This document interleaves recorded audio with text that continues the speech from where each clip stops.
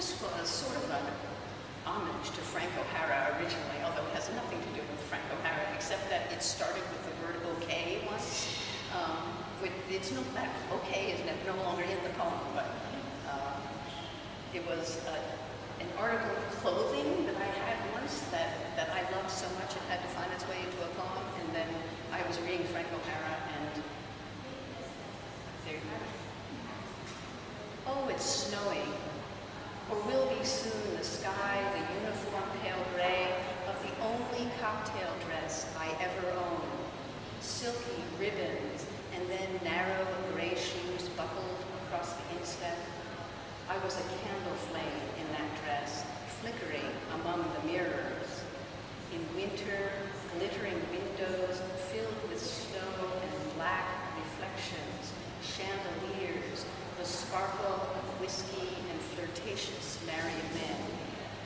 That marriage we were celebrating didn't last, and later it snowed in the blue twilight going home, and silence fell like silk unrolling, gray and mysteriously musical under our wheels. So specifically, things sometimes resonate and require expression. So that gray dress was one of them. And another one was a grandfather clock that was my great-grandparents that I remember being fascinated by as a child. And it fell to someone in the family, and then there was a divorce, and then it disappeared. So this is the only place it lives in our family anymore. After the divorce, the grandfather clock went out of the family. Tall and remote as the father's, its pendulum swung to a steady beat, not the tinny tock-tock of our classroom clocks, or tiny wind-up watches with pastel bands. Breath itself, its unbroken rhythm, the engine of our days and nights. His hand turned the key, set the pendulum swinging, soothed the glass and wooden door shut. Above, the moon with all her faces glowed, rolling through the weeks and months. This clock disappeared, and what remained was the slender grandmother clock, discreet and quiet in her corner. The men fell away, and the women stayed behind, telling time and washing up the dishes. All right, I'm actually going to skip some things because although I timed this, I didn't time it with my blah blah. And so here's another article of clothing, but this was in a dream. So this was, I often get images or messages from dreams that find their way into poems, and this was a dream that combined with some weather we were having. In the dream, the dress was red, its folds of breeze curling cool around my limbs. Rain came in the night, sluicing down gutter spouts, clinking on the stoop. When lightning cracked the sky open, breath stopped for a moment, the radio still, and your mouth open, an illuminated cave of surprise. Later, flooding along the back roads as streams stretched and spread out of their beds, our sheets cooling on the floor. So I don't know if any of you know the writer Anne Carson. She's a wonderful writer, and her book Knox, which came out within the past year, just was so amazingly evocative for me. So it just stirred a lot of things for me. So other writers, of course, inspire us. And this poem starts with a line of hers, actually, from that book, Knox. I call it A Brother Never Ends. A brother never ends, but he may break, a ragged branch hanging toward the ground, shedding bark and fiber. Crinkled leaves among the green may whisper, an indecipherable lament. Brother, almost one flesh, spurt of dust or gravel, running, a speck at the far edge of the field where the woods begin. That darkness, its pull.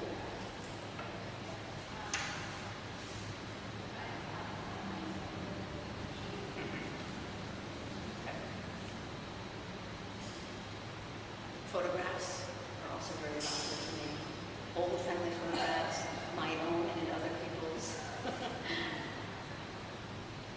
A guessing game. We have so little to go on.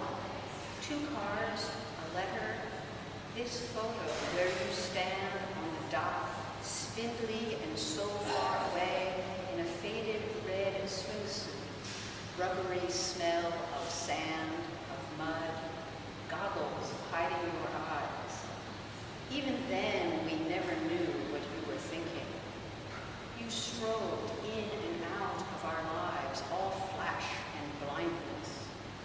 In the long years since you left, silence booming like waves against the rocks. Guess what I'm looking at now? Guess whose name is in my mind? Guess who? Guess.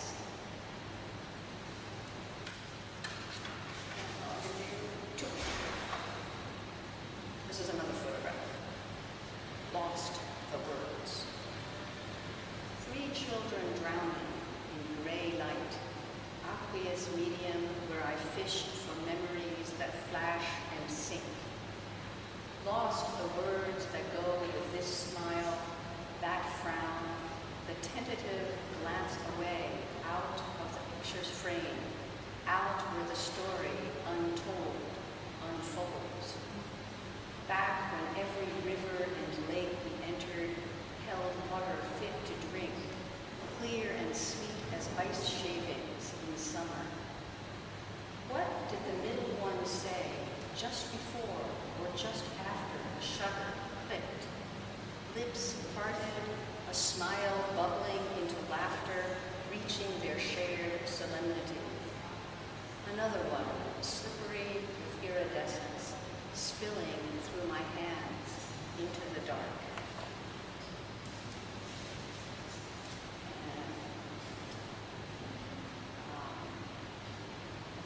This last one, where do they go? A question that haunts me, where do they go?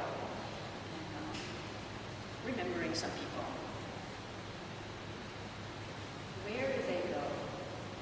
When the dead leave us, where do they go? Are they lolling on clouds, watching us weep as they play instruments they never touch in this life? Are they wandering in murk and mist, howling?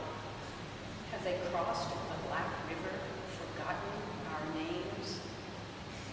Is that his voice I hear when the geese fly over in September?